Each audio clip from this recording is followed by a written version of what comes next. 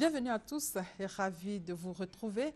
Commençons ce flash par la conférence stratégique de l'UPU, l'Union postale universelle, qui s'est ouverte hier à Genève. Au nom du président Alassane Ouattara, qui assure le patronage de cette conférence, le Premier ministre Daniel Kablan-Duncan a exprimé la vision de la Côte d'Ivoire pour le secteur postal devant les représentants de plus de 140 pays. Autre information, la Côte d'Ivoire est candidate pour l'organisation du congrès de l'Union en 2020.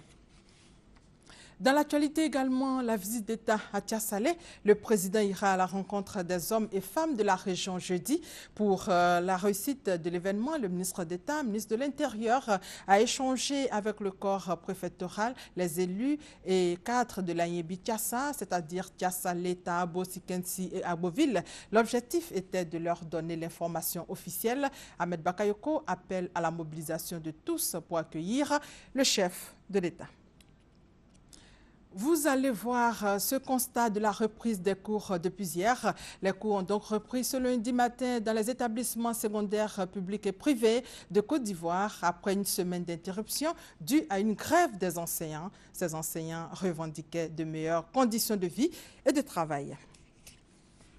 Suspension de grève également dans les hôpitaux. Le mot d'ordre de grève lancé par le collectif des syndicats des agents de la santé a été suspendu donc. En tout cas, c'est ce qui ressort de l'Assemblée générale de cette association qui s'est tenue à Yopougon. Les détails avec Ami Koulibaly. Les personnels de la santé suspendent leur mot d'ordre de grève. Ils avaient entamé aujourd'hui une grève de 72 heures pour revendiquer le déblocage de leur salaire. Une promesse faite par le chef de l'État à tous les fonctionnaires en décembre 2013. Le Premier ministre a promis recevoir le corps médical le 16 mai prochain. Dès l'instant nous avons suspendu le mot d'ordre, le travail reprend immédiatement. Immédiatement, nous devons aller dans les services. C'est par un vote que le mot d'ordre de grève a été suspendu. 163 voix pour, 57 contre et 12 abstentions. La majorité l'a donc emporté. Mais le corps médical espère que le gouvernement va tenir ses promesses. La majorité en a décidé ainsi. Nous devons faire l'écho de cette suspension. Mais en même temps, c'est faire confiance au gouvernement dans les négociations. Nous disons au Premier ministre que nous lui faisons confiance et que le président de la République y est impliqué. Sur le point de déblocage, nous lui faisons aussi confiance. Il faut noter que ce sont 14 syndicats du personnel de la santé qui avaient signé un préavis de grève le 7 mars dernier pour réclamer de meilleures conditions de travail. En bref, célébration ce 14 avril de la Journée internationale des secrétaires. Les secrétaires sont donc à l'honneur. Ce 14 avril, le thème est « La secrétaire au cœur de l'émergence à l'orée 2020 ». Pour ce jour qui leur est dédié, les secrétaires sont invités à être ponctuels et assidus à leur poste afin d'être de véritables actrices de l'émergence de la Côte d'Ivoire.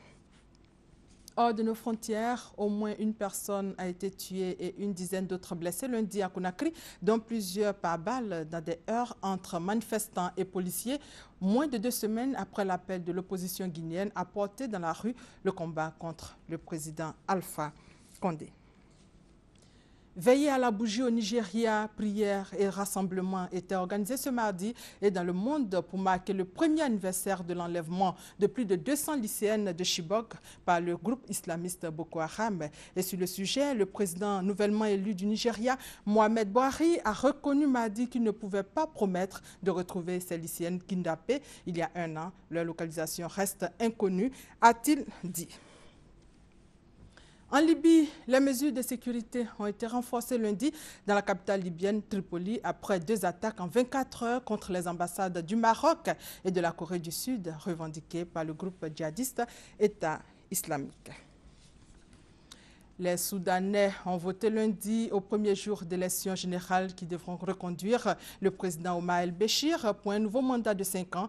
La majeure partie de l'opposition boycottant le scrutin, réclamé depuis 2009 par la Cour pénale internationale pour crimes contre l'humanité au Darfour, une région de l'Ouest en guerre. Béchir, 71 ans, dirige depuis 25 ans le pays miné par de multiples rébellions armées.